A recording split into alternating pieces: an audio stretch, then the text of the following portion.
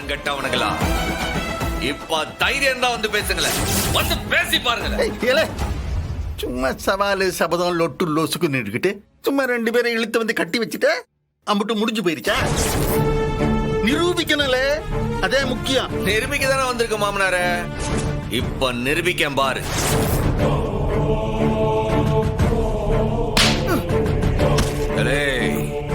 நடந்த உண்மைய சொல்லல உசுரோடவே இருக்க மாட்டேன். ஊருக்கு முன்னாடி சொல்லல. நடந்ததை சொல்லிடுறேன் சார், மன்னிச்சிருங்க சார், மன்னிச்சிருங்க. இல்ல முதல்ல என்ன நடந்துச்சுன்னு சொல்றா. உன்னை செய்ய வச்சவனே பிடிச்சாச்சு, இதுக்கு மேலே நீ மறைச்ச நானே என் கையால் அடிச்சு சாப்பிடிச்சிருவேன். சொல்லிடுறேன் சார், சொல்லிடுறேன். நேற்று சாயந்தரமா இதோ இந்த வெங்கடேஷ் சாரு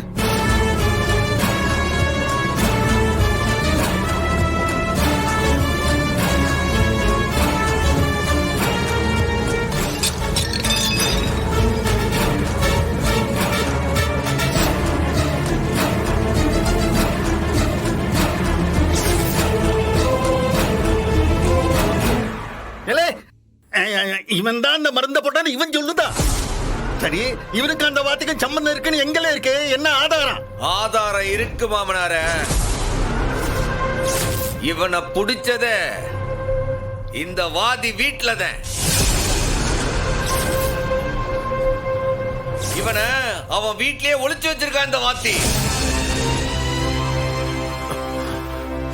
அட பாவி, இது வேற நடந்திருக்கால. அத சாதாரணமா ஒண்ணு ஒளிச்சு வைக்கல, நல்ல கோட்டம் பிரியாணி எல்லாம் கொடுத்து ஒளிச்சு வச்சிருக்கான்.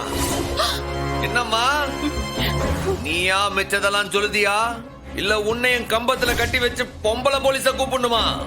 வேண்டாம் தம்பி, நானே சொல்லிடுறேன். ரத்னா டீல மருந்து போட்டதே இவன் தான்.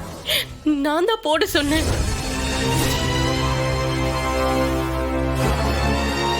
இவன் மாட்டேன்னா நானும் மாட்டிப்பேன். நம்ம வீட்டுல இருக்கட்டும்னு ஒளிச்சு வைக்க சொன்னதே என் மகன் தான். அதனாலதான் நான் இவனை ஒளிச்சு வச்சேன். என்ன மாமனார, வேற ஏதாச்சும் ஆதாரம் வேணுமா உனக்கு? அவர்கிட்ட என்னடா பேச்சு? நீ முதல்ல மெயின் அக்யூஸ்ட் கிட்ட வாக்குமூலம் வாங்கு. வாங்கிட்டா போச்சு,